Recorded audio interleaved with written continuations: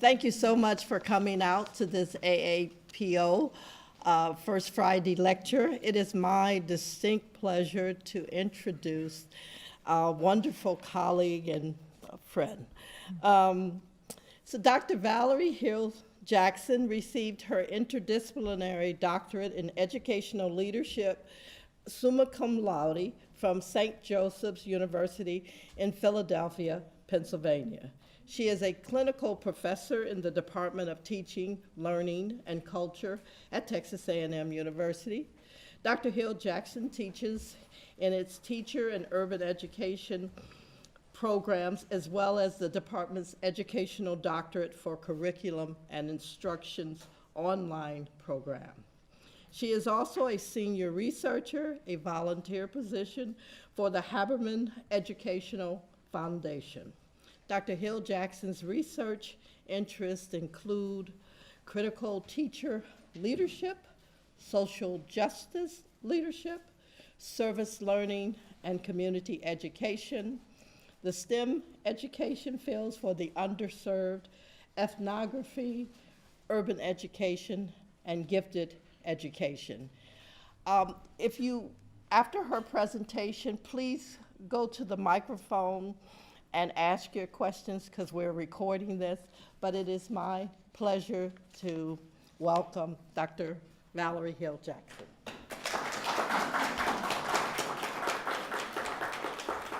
Howdy. It's so good to see you all here on a Friday. You could be anywhere today and you've chosen to be here and it means so much to me. I want to thank the hosts for inviting me out, the AAPO, Dr.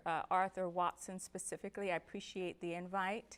I also want to acknowledge a very special gentleman in the audience, Mr. Willie Pruitt.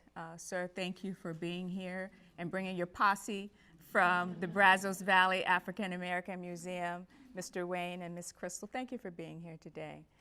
It's really important for me to acknowledge those with whom I work every day and serve. Those are my babies. I have some of my pre-service teachers in the back. This is for you. This is my love letter to all of you. So thank you for being here. Today, everyone, I need to let you all know that I am dedicating today's talk to Miss Mel Ruth Pruitt, and I met her when I landed here at Texas A&M. She wanted to do a special project for the new museum that was about to open, and she gave me a call and said, I need you to do something. I didn't know this woman, but if she said you had to come and do something, you had to come and do something, I learned. So we worked alongside Ms. Pruitt to help bring her vision of learning trunks to life so that the community of Brazos Valley could have an opportunity to learn about important figures, black figures in the state of Texas. And what we also should note is that Ms. Pruitt served the community as an educator for 38 years, and even when she retired, that work continued. So I want to acknowledge her today in our talk. So let's think of her. Mr. Pruitt, I know you're thinking of her. So here's our agenda for today. I want to talk to you all about this topic on black female teachers in America and talk to you specifically about the demographic urgency. We're going to go over the history of black women in education. We're going to talk about this idea of hegemony, right? How things came to be the way that they are, and the rationale for BWTs in the teaching profession. And then we can't leave on a sad note. It does get a little sad, and there's some hope for what we could possibly do for the future. So, as you have been instructed, we need you to come down when this presentation has concluded and come to the mic with your questions. And I want you all, as you are listening today, to think about the so what, right? So what? Why would we need to talk about the representation of black women in the teaching profession? So that's your class assignment, class, and I want you to think about that. So I was invited to do a book chapter. This new book just came out, Black Teachers in America. And I was asked to do the book chapter. If you notice on the bottom of the bookmark, that is the citation. And I have to tell you, it turned out to be a real labor, and then it turned to be a labor of love. And what I realized in all my education, I never learned about the apartheid educational system, really knew about it until I spent about 7 months immersed in the research. And today I'm going to share that with you. And what we have is an essay of sorts, and it's considered a kind of documentary essay because I had to go to a lot of different sources to get this information, somewhat outside the regular academic bounds, going to magazines, going to blogs, the traditional research route. You won't always find information about the African American experience. It's sort of scattered in different locations, so that's what makes this a documentary essay. So first with the demographic urgency, and just in case you did not know, America's teaching force is primarily white, female, middle class, Christian, and monolingual, past, present, and future. So when you take a look and really delve in deeply, we know that 17% of America's teachers are teachers of color currently. And if you break that down and really dive into those numbers, only 7% of the teachers of color, of that 17%, are African American. 5% of our teaching force are African American females, 2% are males. So what we have is a profession in which this idea of being a teacher is considered white woman's work. Now, we've become quite sort of happy with that. It's just sort of accepted that this is the way things are. And I'm wondering how that hegemony came into being, and we need to possibly think about that. There have been new conversations, so we always get into this cycle of talking about we got to do something more, and this is one of the conversations I have with my pre-service teachers. It doesn't mean that our white brothers and sisters can't teach anybody and everybody. That's not the message. The message is that our teaching force should look like America. And so every now and again, people get excited about the topic, and you'll find the headlines in Mother Jones, New York, you can see here, that we're starting to sort of re-invite, if you will, this conversation on what it means to have diversity in the teaching force. So it's becoming in vogue again. So as I was looking at all of that documentation and all that research scattered all around, and I have to tell you, after thinking about why was none of this information presented to me in my teacher preparation, I started just sort of trying to make sense out of all that research. And I created this typology to help me sort of categorize these time periods in which certain, momentous things were occurring in terms of the representation of Black women in the profession. So we know that Reconstruction in America immediately followed the Civil War, this very short time period, 12 years after the Civil War. But for the purposes of this presentation and for the essay I wrote, I consider the Reconstruction period from that time in which Reconstruction began, 1865, all the way up until Brown versus the Board of Education, okay? Then during the integration phase, phase 2, that is a time period from Brown to 1970s. We're going to talk about what was going on during that time. And then we really can start putting our finger on when we started losing Black women from the profession. We know that Brown set it off, but we really saw a dramatic decline in the 1970s. So let's take a look, if you will, at all three of these phases, and I need you to follow along with me here. So it's important, if we're going to have any honest and authentic conversation about the representation of Black women, we have to talk about that pre-Civil War time. And the experiences of Black women are so connected to the experiences of slavery and civil rights. Black women suffered triple victimization, and by that I mean that their bodies were taken advantage of. They were raped repeatedly. They made up 60% of the field hands, And also they had to watch often as their children were sold off into slavery. So W.E.B. Du Bois once said that no other American woman has suffered an injustice or a devilish hellfire as the black woman. Her experiences really make a lot of our hearts cry. It's important to know that it was against the law during slavery times for anyone to know how to read or write if you were considered a Negro, and it was codified. It's so important that we actually read the words. We know that reading and literacy were against the law, but we have to read the words. For example, South Carolina had some of the first anti-literacy laws on the books, and the code read, "Be it therefore enacted, who shall hereinafter teach or cause any slave or slaves to be taught to write, or shall use or employ any slave as a scribe in any manner or writing whatsoever, hereafter taught to write, every such person and person shall, for ever such offense, forfeit the sum of 100 pounds current money." So if you were a slave, you could be beaten or killed, but if you were an ally, you could be punished monetarily or imprisoned. So I think that those slave masters knew something that, you know, we all know today, that if you teach folks how to read and write, right, that you give them an opportunity to freedom. So they decided to keep that from them. But it didn't matter, because as you can tell from the picture there, the slaves were so enthralled with this idea of reading that they would sneak away in the dead of night to teach others how to read and to teach themselves how to read as well.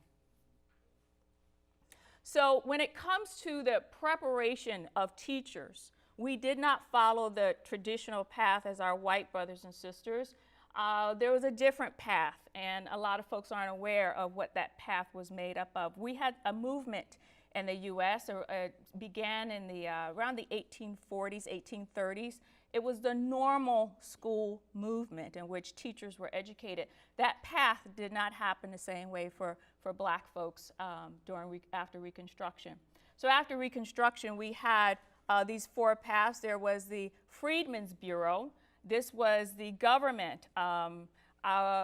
President Lincoln, he had a vision for sort of supporting the slaves after slavery, and he created the Freedmen's Bureau that continued after his death. And the whole part of this was to help sort of uplift slaves after slavery, and the government provided schools and did a little training in terms of teachers. Another path were these missionaries that would come from the north. We had white women who said, I believe in supporting my brothers and sisters in South coming out of slavery. There's this famous book written by Jones, The Women of Light and Love, where we talk about these white women by the hundreds who knew that these new freed slaves would need to be educated. And they said, I'll go. They had nothing in the fight, and they said, I'll go, and they went. We also know that the American Methodist Association also created the Freedmen's Aid Society, and so we had a lot of Methodist organizations that were out doing this work as well, educating the young and also preparing teachers. We had philanthropists who were engaged in giving monies to support this movement, the education of blacks. And then we also had the black community doing what they could. We had folks who were meeting up in their homes and also in churches. And we also see at this time in the 1800s the development of historically black colleges and universities. So the Freedmen's Schools. If you take a look at the image there on the right, that's an example of what the inside of a Freedmen's School would look like. This is circa 1880 or 1890, I believe, a Virginia Freedmen's School. And this is when we know in post-Civil War that true apartheid schooling began. I want to share with you this image of Charlotte Forten. She's considered one of the first black teachers in America. And not to say that there weren't black teachers before Charlotte became a teacher in 1865, but you weren't recognized until the Union Army said that you were officially a teacher. So she was one of those teachers that came, one of those missionaries. She came from the north. She came from a well-to-do Philadelphian family. And she said, I have to be in the fight as well.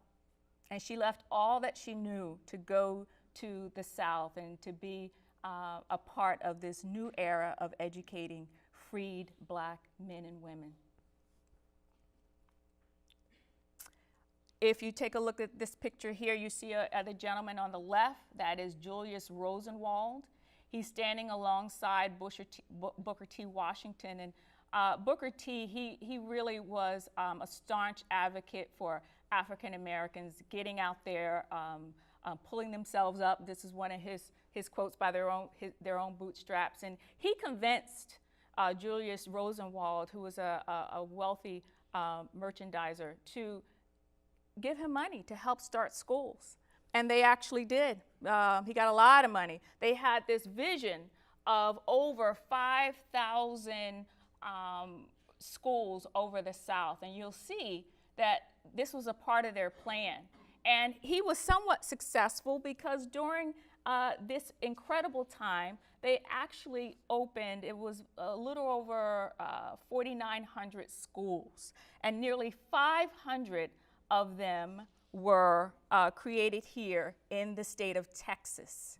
Now, this is a picture of one of the schools in the state of Texas. It's in Temple, Texas. It is one of the Rosenwald schools, one of the 4,900, if you will. And I was looking online, and this is where I found it. And sometime in the 50s and 60s, folks who were educated at this school, they gave their oral accounts of what education was like. And so one of the women who was interviewed said of her teaching and learning experiences there, we were educated too, Mrs. Burleson said with emphasis. We got a good education. We had tough teachers, and they meant business.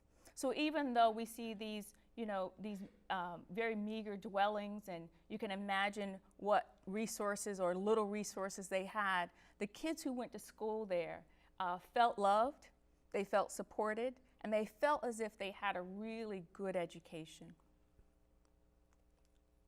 Now, as we continue in phase one, the Reconstruction era, we have to understand how black women were really feeling this sense of obligation to the community.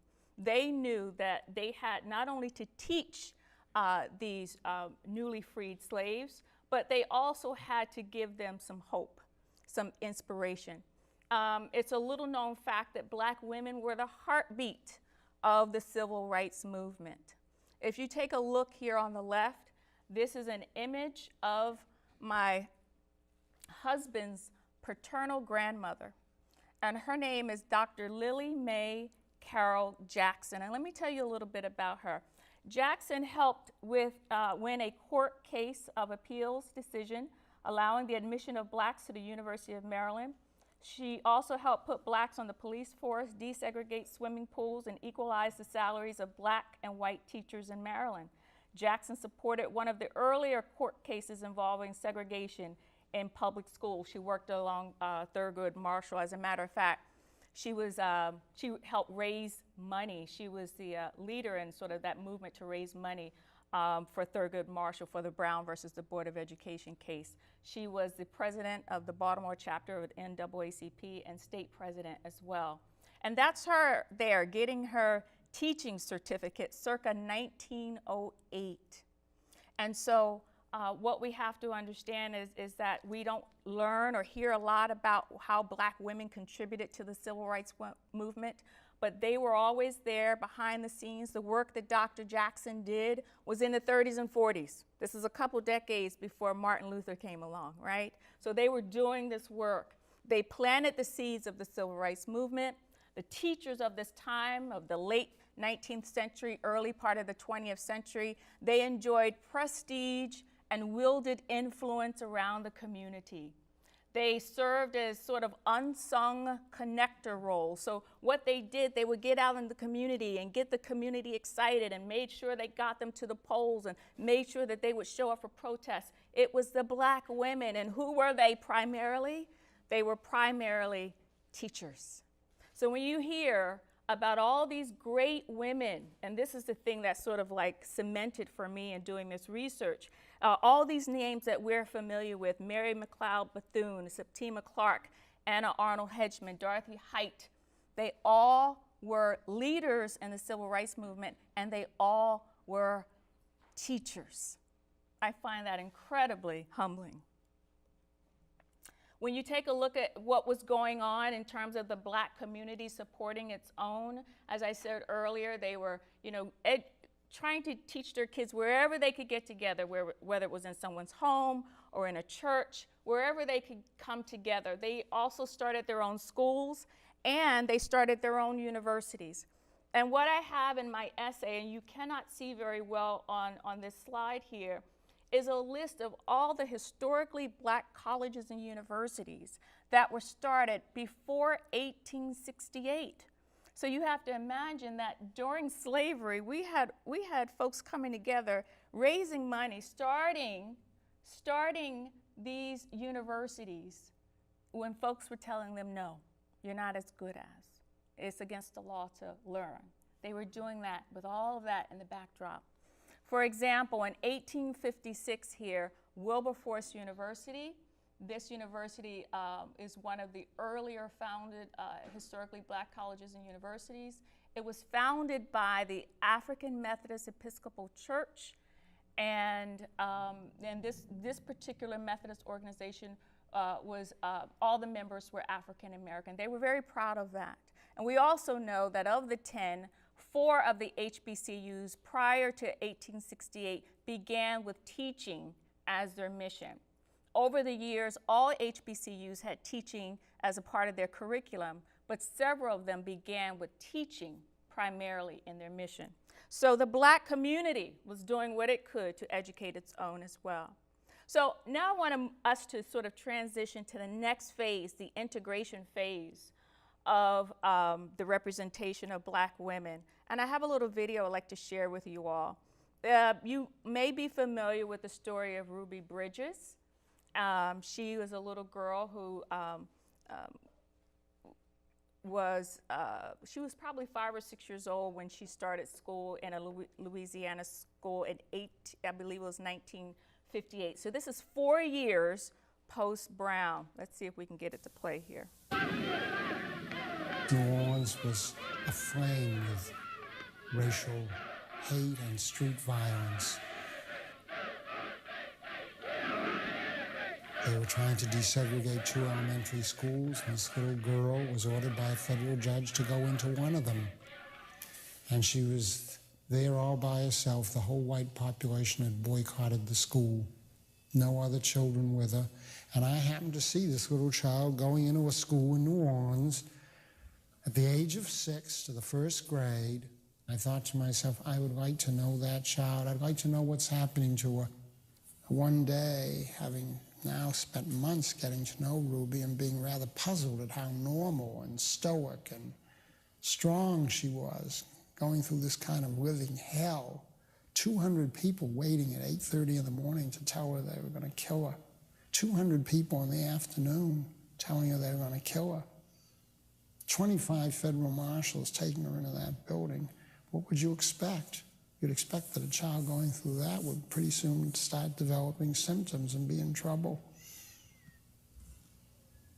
I waited, and there weren't any symptoms, and she kept going and learning and being the Ruby that she was, a normal 6-year-old black child, very poor background. Parents didn't even know how to read and write.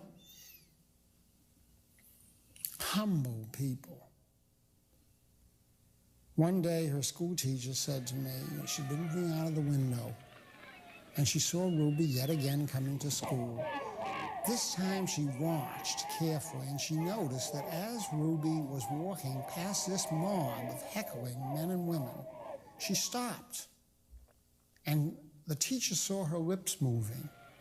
I said, Ruby, your teacher told me today that she saw you talking to those people in the street. She said to me, Doctor, I told her that I wasn't talking to the people. I said, well, who were you talking to, Ruby? She said, I told her I was talking to God. Could you tell us, tell our audience why you took them out? Because I didn't want them to go to school with the niggas. Why were you praying to God? She said, I was praying for the people in the street. I said, why were you doing that, Ruby? And she said, well, because I wanted to pray for them. I said, you did want to pray for them? Yes, she said. I said, Ruby, why would you want to pray for those people? And then she looked at me and her eyes widened and she said, well, don't you think they need praying for? That stopped me cold. Where did she get that idea, Ruby? She said, well, my mommy and daddy have told me that, and the minister told me that in church. She said, I pray for them every morning, and I pray for them every afternoon when I go home. I say for the mothers to keep their kids out of school all together. We're white people. We don't want them to go to school with niggas. I have 5, and they not going to school with no niggas. But I said, Ruby, those people are so mean to you, and they're so nasty to you. You must have some other feelings toward them besides wanting to pray for them. She said, I just keep praying for them, and I just hope that God will be good to them. I said, what do you say in the prayer, Ruby? I always say the same thing. What's that, Ruby? Well, I always say, please, dear God, forgive them because they don't know what they're doing. Now, I'd heard that someplace before, and I heard it in that kitchen, in that extremely impoverished house, and it silenced me. I had no more questions to ask. Here is a child whom we learned in the 60s to say that she came from a culturally disadvantaged and a culturally deprived home. They were illiterate, her parents, and yet they had taught her biblical truths in a way that she was to live them out. I'd like to see some of us who have fancy educations bring up our children similarly. Do we?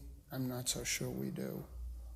They hadn't read any of these books in childhood. They didn't know anything about this or that stage of moral or psychosexual development. But boy, they knew how to bring up a child in such a way that she could call upon the statements that Jesus called upon, and Isaiah and Jeremiah and Amos. They had memorized in their minds, in church, whole passages from the Old and New Testament, and they tried to live it out. And it would be nice if some of us would try to live things out, not only get an A in biblical literature, or an A in moral analysis, or an A in Southern history, but to get the kind of A Ruby got.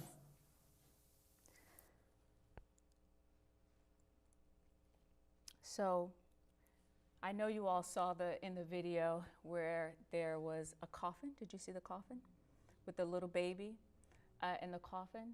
And I want you all to think about the fact that what our little children had to go through, but if our children were treated that way, how were the teachers treated when it was time for them to integrate? We rarely have a conversation about what it was like for the adults. So a lot of us will become excited when we hear about Brown versus Board of Education and all that it meant. It meant integration, but it also was a flashpoint when it comes to the representation of Black women in American schools, because even though we were now going to be, sort of leaning towards our higher selves in a way, we were now inviting all of these children into America's schools, but at the same time, our Black teachers were being dismissed. So by Brown 1954, there were 90,000 teachers in the South, and because of Brown, 60,000 lost their jobs. White principals and superintendents refused to hire Black teachers, And the NEA at that time, they did their analysis and discovered that white schools had no place for Negroes. So if you were a black woman or a black male teacher during that time, it was likely that you would have to now find another career. So there are two implications for Brown that we need to be aware of. So even though we now have our black children going into integrated schools, it meant pink slips to Negro teachers. And they would have to find some other line of work. It also meant that there is now a decrease or a decline in the sense of community. So what we had when we had black children going to black schools, understanding that these schools were lacking in every way, right? The building itself, the resources, the teachers. But when these kids went to school, they felt loved. They felt visible. They felt affirmed. And there are many oral accounts about what the black community did for these children. Black schools were places where order prevailed, where teachers commanded respect, and where parents supported the teachers. Teachers, pupils, and parents formed an organic community that treated schooling as a collective responsibility. There is no accident that when we take a look at the achievement patterns of African American children, that we can see a steady decline since the Civil Rights Movement. That sense of community, that sense of connectedness. There were black teachers who would get in your face, you will do what I tell you to do, or I'm gonna call your mama. And they could do it, and they could get away with it because they were a part of that community. They would be interacting with those families all week. They'd see them in Sunday service, and there was a sense of connectedness that was lost. And we need to think about that. There are other reasons why we see a decline, and we go into phase 3. The 1970s to today, it wasn't just Brown. There are other factors why we have a loss of the representation of black women. We started losing interest. When you're not wanted, you start to see that it may not be an option for you. We also know that because of the Civil Rights Movement, opportunities for women in general started to open. So women had other opportunities, better opportunities to go into, whether it was business or politics. There were other opportunities for black women. We also know that we were losing them because of a leaky pipeline. They are not identified in high school as possibly being prospective candidates. We may get them into our teacher preparation programs, and then we may lose them because they feel invisible as well and they're not supported. And then there is this fourth reason called black teacher displacement. And we know that a lot of our schools in certain environments, certain contexts, whether it's rural or urban, because of the new reform movements and certain mandates, schools are closing, teachers are losing their jobs, different sort of requirements in terms of teacher credentialing, and then we lose our teachers. So many reasons why we have this massive exodus now from Brown to these other reasons that have happened since the 1970s. Now, maybe you agree with me, maybe you don't, but I feel like the presence of black women is important in the school system. I also think they need to, once they become future teachers as well, in the preparation, they need to see people who look like me. There's a reason why they need to see people who look like me. First and foremost, we are a great democracy, and I hope we all believe that our teachers should look like America. I don't know when it became acceptable that we think it was okay for one particular field to be represented 90% of white, female, middle-class Christian monolingual. I love my white sisters. I'm encouraging them all the time. I do my best to keep them in the profession, but I do my best to talk them out of the profession if they're not really committed. I believe anybody can teach anybody. And what I tell my babies in the back is that you just need to be culturally competent. That's all. It don't matter what color you are, you just need to be culturally competent. And if we're committed to this idea of democracy, every space that we go into, whether it is a university at large or whether it's an American school, we should always look to see if those institutions reflect the American demographics. We also should understand that we have a moral imperative to do so as well, because what we realize that these black teachers provided, whether we're talking about Charlotte Forten from 1865 or Mel Pruitt when she was a teacher in the 50s, 60s, 70s, and 80s, is that they were warm demanders. They were considered other mothers, if you will. And that we know from a lot of research that when you have women of color and the kids can see themselves in their teachers, it gives them a sense of affirmation. It gives them a sense of belonging. There's been a ton of research that says that we also have a decline in discipline issues when there is a woman of color in the classroom. We also know that achievement goes up as well, because these are probably the women who are going to push just a little bit harder, care just a little bit more, because they're our babies and we understand the power of an education. So this idea of a role model in front of them is crucially important. Take a look at the quote here. I'd like to read it for you. It says, "Schools form children's opinions about the larger society and their own futures. The race and background of their teachers tells them something about authority and power in contemporary America.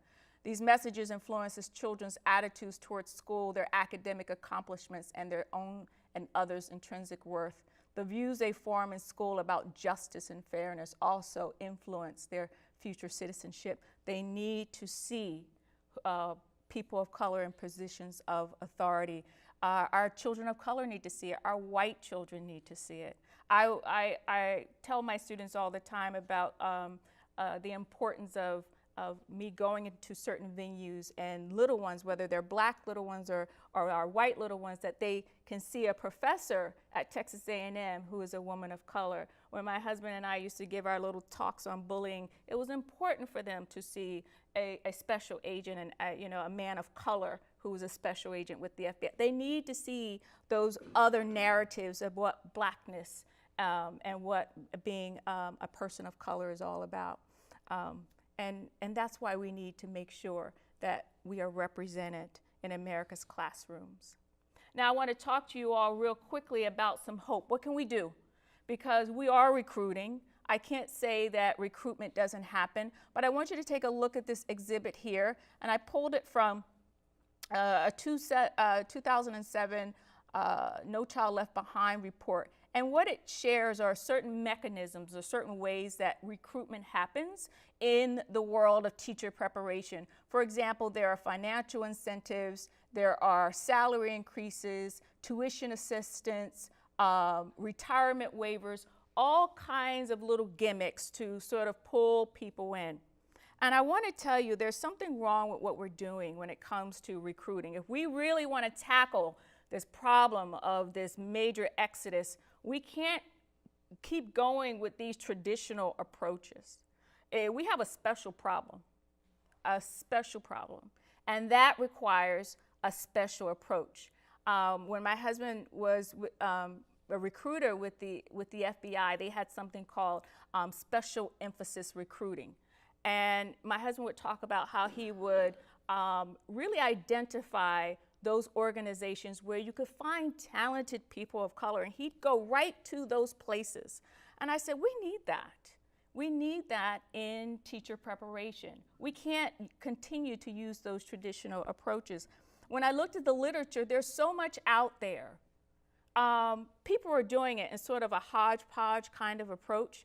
There's nothing like on a national level that's happening, but I want to tell you about my ideas about what special emphasis recruiting would look like. For example, at the national level, when it's time for us to come together, there's always some new reform agenda that's coming around the pike that affects teachers. Perhaps we need to sort of build into those reform agendas those caveats where we say, does this reform do any harm? Will it push our teachers away?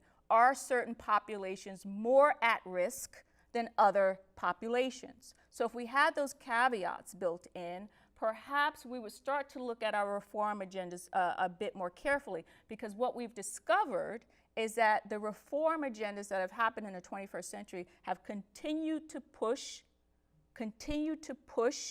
out black women and black males from the teaching profession. So there is no sense of urgency, because I know if we had policy that said we need to do this, then we would do it. Okay, what's happening? What can we do at the university level?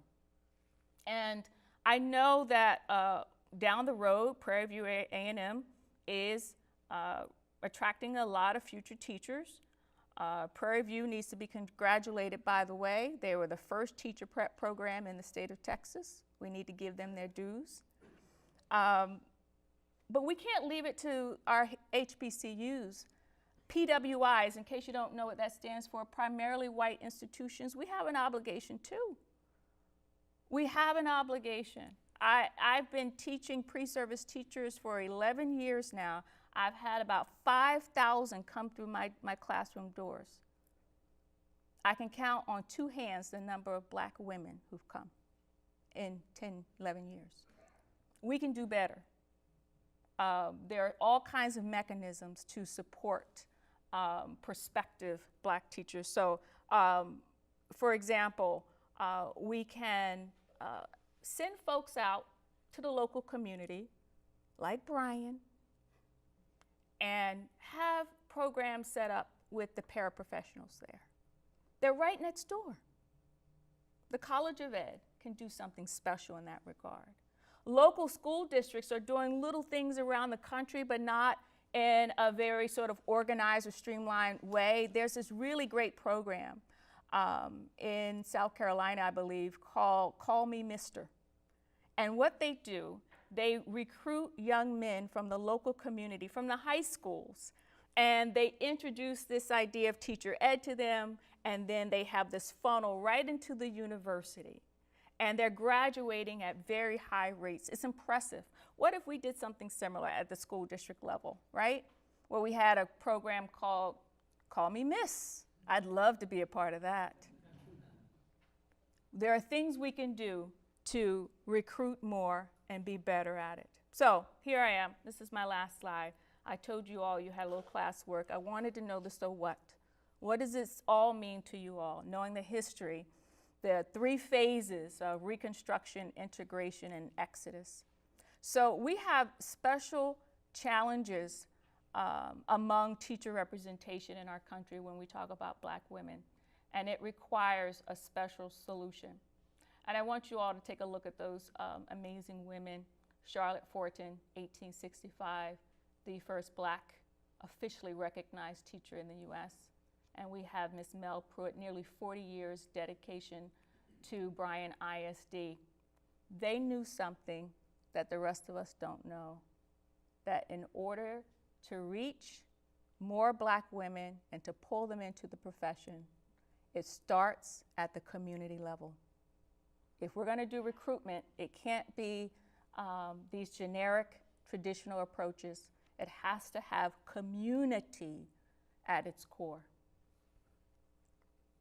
Thank you.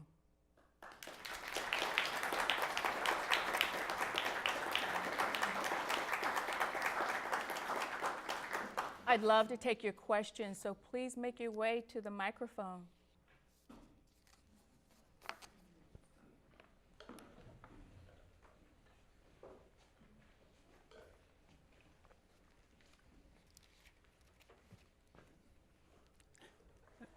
Doctor, excuse me, is it on? I think so. Okay, thank you.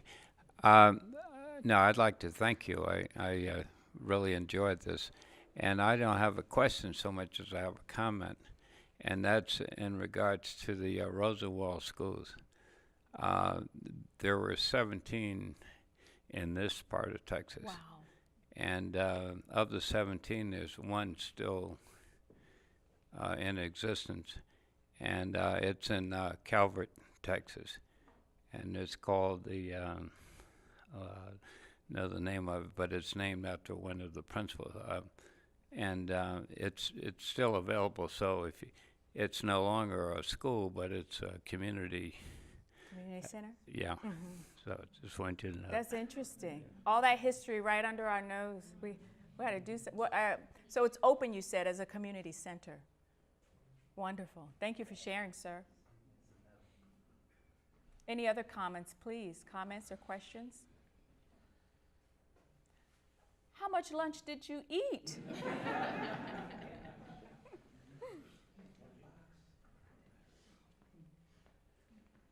Dr. Hill, I'm wondering, Texas A&M is not that much different from other universities. We'd rather talk about a problem forever than be part of the solution sometimes. But what would it take to push us over the edge so that A&M as a university and the College of Education maybe as the vehicle could be more of a solution to this problem that you've outlined today? Give your name, sir. Jim Crockett. How are you? I am You great, retired a couple and it's years good to ago. see you again. I knew you looked familiar. Is Yes. this what you do when you hang out on Fridays? That's right. Well, you know what? The question Dr. Kroc just gave was, what can we do? I just think we just need the courage to move. We have amazing resources. We have great talent. And anytime I put a problem in front of, for example, my Aggies, my future teachers, they solve it. And I know when they know better, they do better. So we share the message. We get a group of like-minded people together, and we just do it. We're sending people to the moon. We can do anything. This is a small challenge, and I think we can rise to the occasion. And we have so much talent right next door in Bryan and College Stations and surrounding communities. The talent is here. So if we're interested in changing the historical landscape, doing something different in our trajectory, we just have to do it.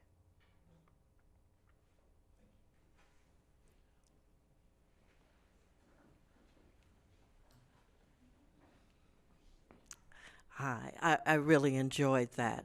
And especially that clip on Ruby Bridges, because she was here in January, Yes. and I had the opportunity to be there conversing with her. And what she said about going through those crowds and how a 6-year-old mind had to deal with that. She thought it was Mardi Gras, that they were all out there to celebrate her. So that was a wonderful clip that you included. But this problem, and that was one of the things that she talked about, is with all that she went through in New Orleans, the lack of black teachers still is a problem in New Orleans. And just to continually see this happen, I think it is really a challenge for all of us.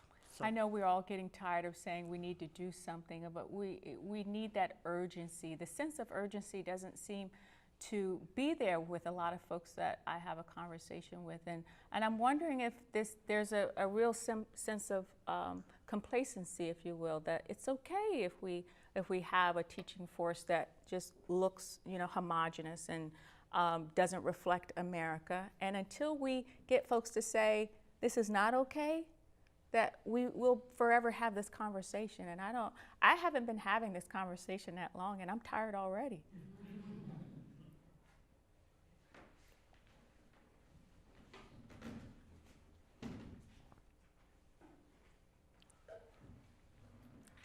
Thank you for sharing, Dr. Rebecca. Dr. Jackson, I come from a family of educators. My mother and her 5 sisters are all teachers, over 100 years worth of education. They're all retired now. I have 6 first cousins that are educators. How would you, as a black female, encourage a young woman to go into education rather as some other industry where she could be paid 2 or 3 times much more money than being a teacher? Because nowadays they don't understand that even though teachers are a valuable job, but they don't get paid as much as they do, because my mom and my aunts and cousins, they work from sun up to sundown preparing for school. And I understand, and with them seeing their paychecks, they won't, you know, how can you encourage a young black female to do that? When there's so many other opportunities, Yes, right? ma'am. Well, it's not for, this work is not for the faint of heart, and it's not for anybody that has dreams of becoming rich, that's for sure. It really is a service job. And quite frankly, we don't need anybody in the classroom if their heart and soul is not in it. So I gotta tell you, I'm not doing a lot of recruiting in terms of black women. I'm looking for people who are committed. You know, their heart is in it, and they have a sense of being culturally conscious. I'd rather have a culturally conscious white person in the classroom than a black person who's there and just, well, I'm here because I'm a person of color. We need to make sure that we have folks who understand that to be there means that you are sacrificing and that you understand what it means to pour into the next generation. Because our young women have so many opportunities, it really just boils down to, where does your heart say you need to be? And if you're not about the business of this is soul work, quite simply. This is soul work. And I tell my students that all the time, that if you're not committed to doing this soul work, so I wouldn't spend a lot of time trying to convince. You either know you want to be there or you don't. But once they've decided that they want to be there, because I said I didn't want to be a part of this, you know, sort of complaining atmosphere. When I realized what the issue was, I actually set about the business of looking for black women in our teacher preparation program this year. And I started a little group where we come together and we just have conversations to keep them uplifted. Because what they're telling me is they feel invisible on the campus of Texas A&M. And 2 of them actually thought about leaving the program because they didn't feel that sense of connection. And I thought, well, maybe that's what I can do. Maybe that's why the Lord sent me there to you know, encourage them. So don't spend a lot of time convincing people into this work. It's too important. Because if the wrong person gets in there, that's a form of child abuse, in my opinion. So let's not convince. When they rise up and stand up and say they want to do it, the fact of the matter is we will never be able to recruit enough black teachers to come into the classroom. We need to be okay with that, okay? So my job, because I teach so many primarily white students, my job is to convince them that in order to do their job well, they have to understand the history of our field, and they have to understand the history and the culture of their students. So they go beyond their traditional curriculum and find ways to bring in multiple perspectives into the classroom so that these kids feel visible and feel affirmed. I want them to learn what, you know, our black women did and why it was so important, and so that they learn to replicate those strategies as well. Thank you for your question.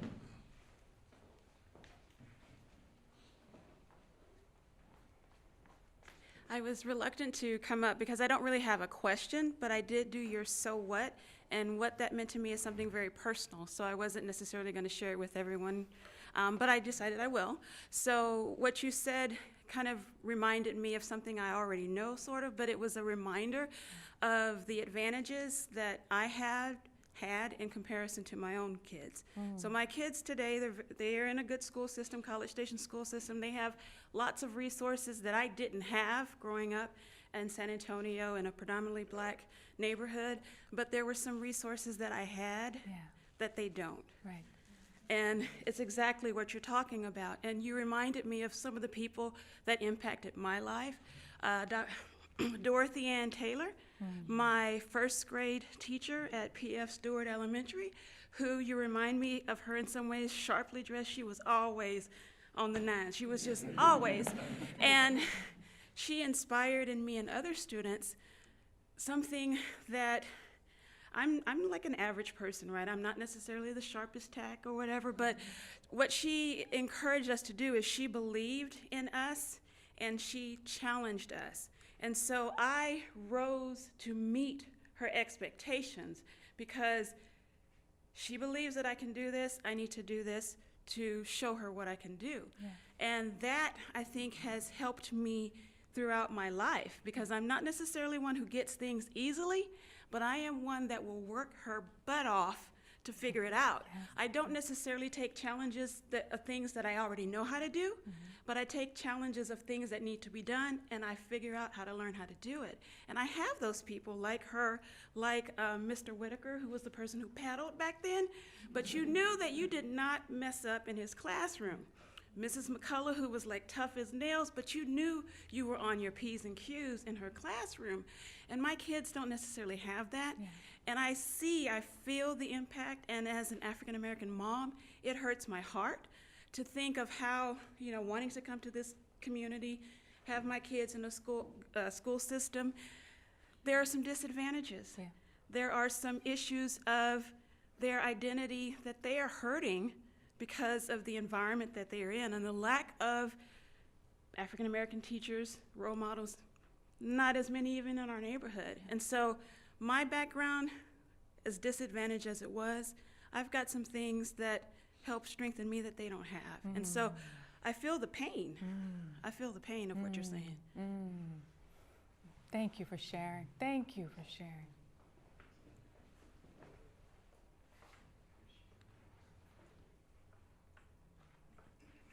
Thank you for your presentation. I learned a lot, and you've given me a lot to think about. I was in 7th grade when our school integrated, and I do remember thinking something wasn't quite right when the what used to be the black principal became the assistant principal. The black band master became the assistant band master. The head football coach, the black head football coach, became the assistant football coach. And so there were white people in all those positions as the leads.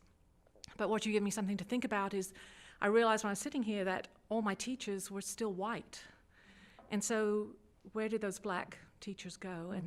And your point was that they left. And so I hadn't really thought about that before, but you give me a lot to think about. Thank you, my sister. Thank you. Thank you for sharing that. My assignment, I just started a new assignment with my students last fall. We just finished it this semester, where they had to go out into the community and interview folks who went through school integration. They shared some dynamic presentations yesterday, and the whole point of that was for them to understand that this is a part of a field that they're coming into, that we did have this sort of a apartheid educational system, and to see that this is still very new in our history and intimate. You don't look very old to me, right? Look how young. I want my Aggies back there to look and see that this is living history. So we're not talking about 1600s, 1700s. This wasn't so long ago. And so when we have conversations today about race and diversity, and folks ask, aren't we beyond that? Didn't we just have a black man in the White House? We're not that far removed. We still have some issues to iron out. We still have to have some uncomfortable conversations with black Americans and with white Americans as well, because that's where the healing begins. So when we have students, talking about GLBTQ issues, or whether we are talking about Black Lives Matter, it should give us an understanding of where this comes from. It comes from a legacy of not having dealt with issues in the past. So when someone says, for example, Black Lives Matter, they're saying, we didn't feel like we mattered in the 1800s. We didn't feel like we mattered during Jim Crow. We didn't feel like we mattered when police were taking the lead in terms of reprimand in the community. So over and over again, African Americans are saying, we don't feel like we're valued. Not that our lives matter more, but that our lives matter too, or also. And so in order to understand where we are, because my future teachers will be teaching all kinds of folks of all kinds of difference, we have to understand our history. And it's a shame that our teacher preparation programs don't have these historical classes. And it just was an aha for me that we need to have the history of education embedded in this great work that we do. So thank you, my sister, for sharing your story.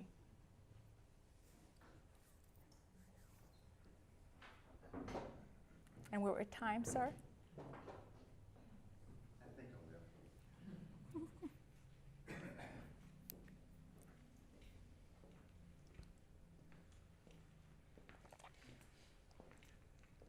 Good afternoon. I'm Marvin Walker, and I grew up in Bryan, Texas, in a segregated school system. In the 60s, I fought for school integration and all levels of integration. But I regret that because, as has been pointed out, my black teachers lived in the neighborhoods with me. They went to church with me. They knew my family.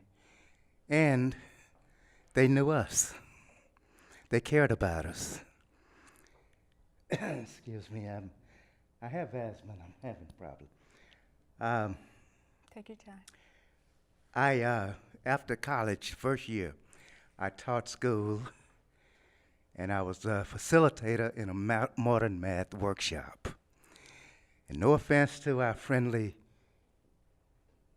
white attendees, but as a facilitator, I noticed that the black teachers were catching on to that new concept like that. The white teachers were struggling.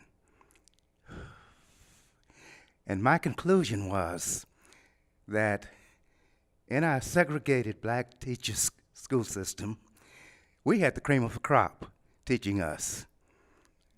And again, no offense intended. But my conclusion again from that workshop was that white teachers went into the profession because they couldn't be CEOs and presidents of big companies and corporations. Black teachers went into it because it was the highest aspiration, highest level they could aspire to at that time. So, yet we lost them.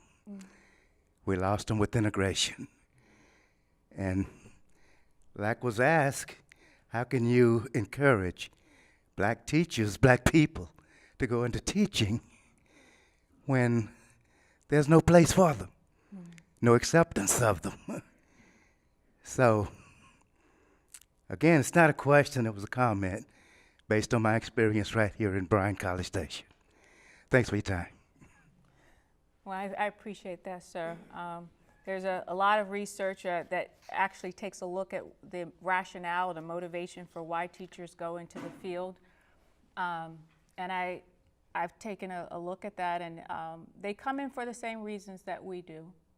Our white brothers and sisters come in, many of them, because they want to make a difference, but it's not at the same rate. Usually what we find is that this becomes the MRS degree. A lot of my future teachers say that their husband will have the real job, they'll have summers off, and it's that additional paycheck in the house.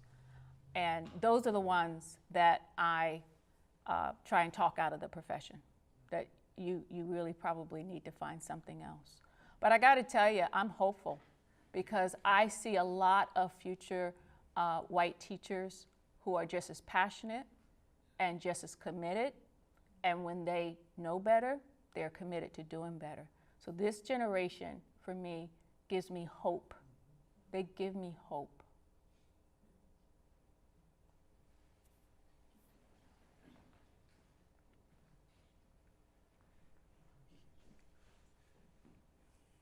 I had a thought, a couple of thoughts relative to education, and what we're seeing in education, I think, is not unlike what you're seeing in other fields. A movement away from service to self-enrichment. And it's not something that you solve overnight within 10 years. It's a long-term committed effort to reinvigorate a commitment to service. And it means academic institutions getting out in the field and going to schools and talking about teaching careers. The other thing I was going to share is that being a child who grew up just after integration and the impact that it had on me, I certainly could connect with this idea of the first time I saw a black teacher. and what I felt, a sense of pride, a sense of inspiration in the second grade for the first time, experiencing a teacher of color in a majority school. And just the year before, experiencing just moving from Baltimore, Maryland to Pasadena, California, and being in a majority school and experiencing the resentment and constant turmoil with with other kindergartners and first graders at Longfellow Elementary School. I felt like, and I've shared this with you, that felt like I had to fight every day coming home from school with someone or another. At the time, it wasn't clear to me why. I subsequently became aware because I was different than than the other students. And so then when I go into the second grade and I see this black teacher for the first time, there was a sense of affirmation. Yes, you're somebody. Yeah.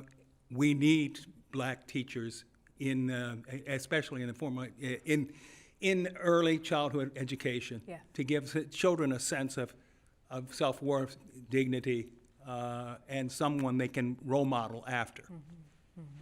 There's a lot of research that says that black teachers had more education in general. They often had a master's degree. There's also research that says they didn't always teach in effective ways. So we can't glamorize, right? The presence of the black teacher. There were the benefits, but I'm sure there were negative aspects as well. But overwhelmingly, we know that they did extraordinary things, and their presence meant a lot to these students. And I got to tell you, I've never had a black teacher in my life, ever. I grew up post, the height of the civil rights movement, and went to college and was in, science courses. I never had a black female teacher. I don't know what it's like. But from what I'm learning and what I'm reading is that it was transformational for so many. And I also have to say that reading their stories, it humbles me. It makes me understand, why I have to do what I do. I am the 12th of 13 kids. My mom and dad never learned how to read or write. They were migrant workers. If anybody knows what that is, they used to go from state to state picking whatever vegetable or fruit was in season. And I'm so glad that they settled down before I was born and gave me a stable life. So this work that I do is more than work. It is my calling. Thank you.